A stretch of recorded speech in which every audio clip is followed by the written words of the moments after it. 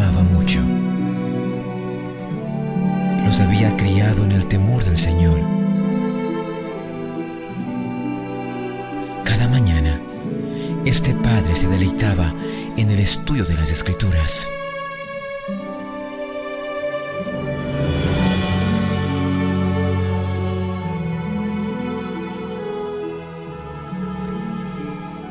Y un día tuvo la visita de su hijo menor.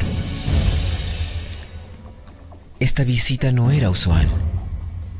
Había algo en el ambiente que amenazaba su corazón. Este hijo menor se había cansado de la sujeción a que estaba sometido en la casa de su padre. Le parecía que se le restringía su libertad. Interpretaba mal el amor y cuidado que le prodigaba su padre y decidió seguir los dictados de su propia inclinación. ¿Cómo entender los deseos de un hijo que no estima el amor de su padre?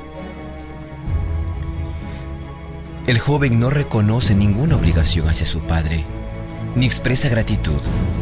No obstante, reclama el privilegio de un hijo en la participación de los bienes de su padre.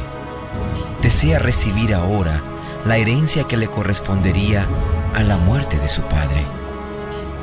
Está empeñado en gozar del presente y no se preocupa de lo futuro. El hijo pródigo no respetaba a su padre ni buscaba agradarle, sino que deseaba hacer su propia voluntad y seguir los dictados de sus propias inclinaciones. Estaba cansado de los consejos de su padre, quien lo amaba y buscaba asegurarle su felicidad. Malinterpretaba la tierna simpatía y el amor de su padre, y cuanto más paciente y bondadoso y benevolente era el padre, más insolente era el hijo.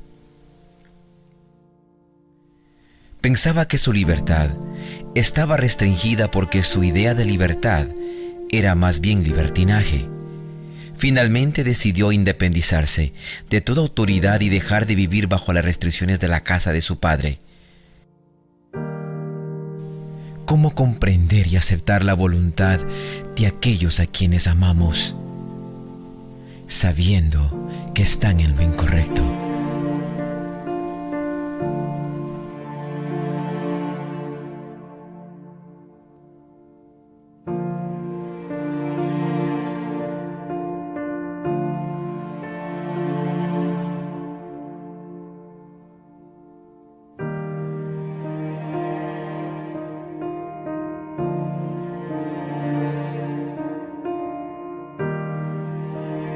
Esa mañana, el padre no hubiera querido despertar.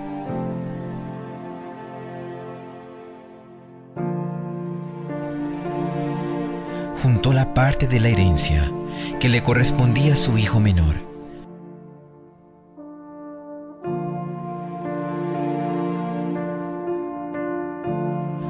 Y en el dolor de un corazón herido, le dijo adiós. Lo abrazó y no le quería dejar ir.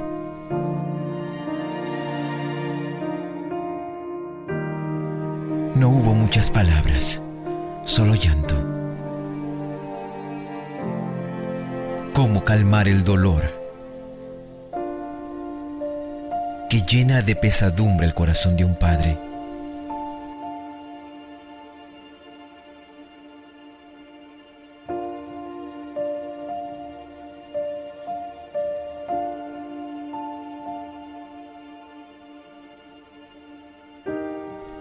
Ayúdame, Señor.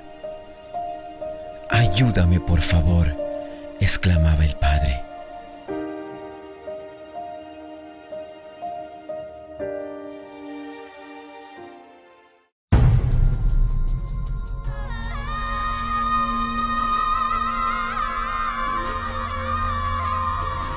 Después que el egoísta hubo recibido el tesoro del cual era tan indigno, se alejó como si hasta quisiera olvidarse de que tenía padre.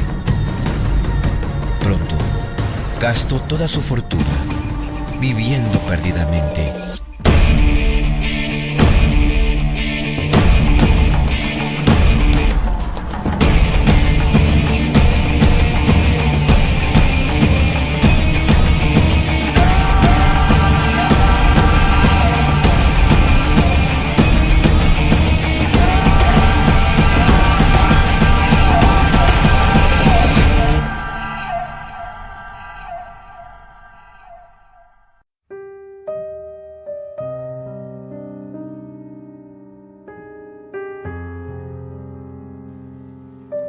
Después de haber gastado en sus complacencias pecaminosas todo lo que su padre le había dado, se produjo una hambre en el país y se sintió amenazado por la necesidad.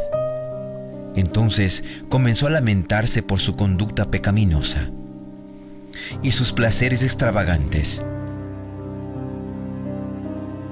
Se vio obligado a descender de su vida de satisfacciones pecaminosas al oficio degradante de un cuidador de puercos.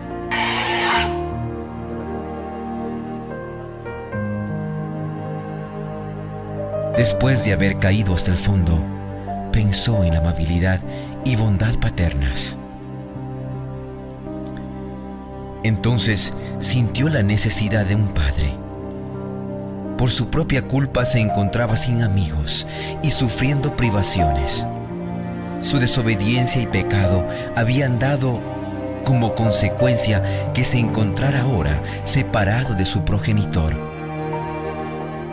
Pensó en los privilegios y bondades que los jornaleros de éste gozaban libremente, mientras él, que se había alejado de la casa de su padre, perecía de hambre.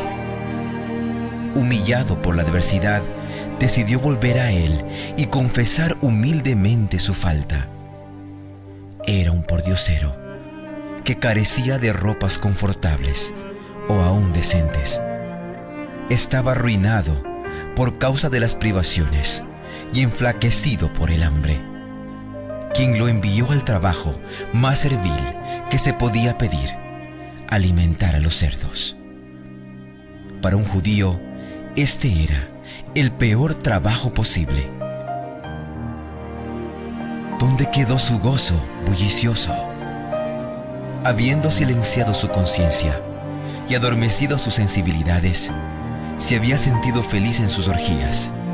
Ahora, con su dinero malgastado, con su orgullo humillado, con su naturaleza moral anulada y sus más finos sentimientos casi muertos, con su voluntad débil y malograda, se sentía el más miserable de los mortales.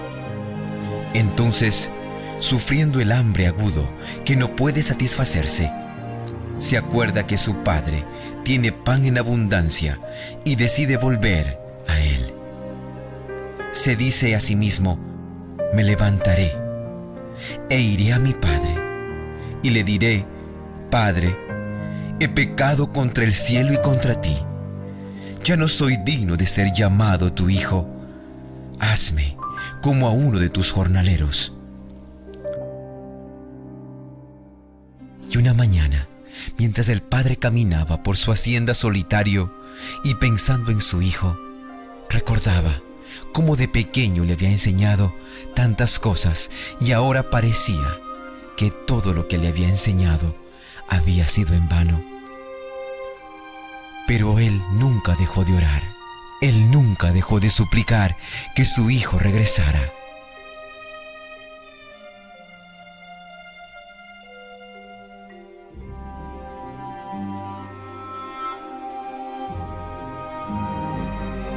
Y esa mañana,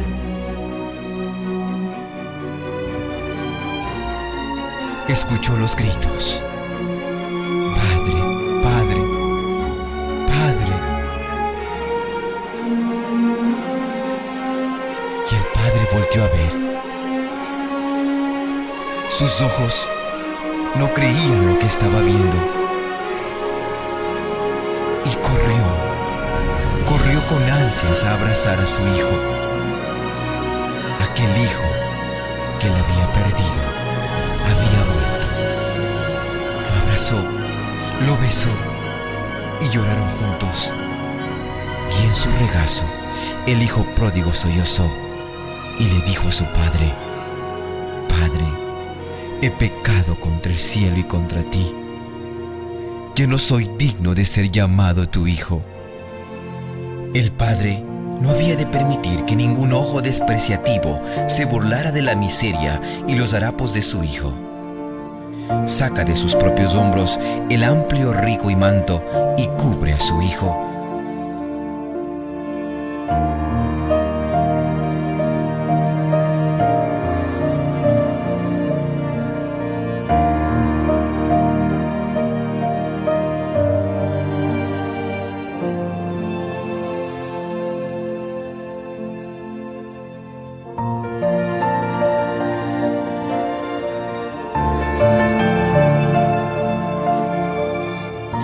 lo lleva a la casa. No le da la oportunidad de pedir el lugar de un siervo. Él es un hijo que será honrado con lo mejor de lo que dispone la casa y a quien los siervos y siervas habrán de respetar y servir.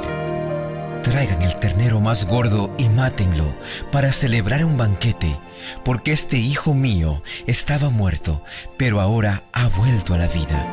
Se había perdido, pero ya lo hemos encontrado. Así que empezaron a hacer fiesta. Mientras tanto, el hijo mayor estaba en el campo.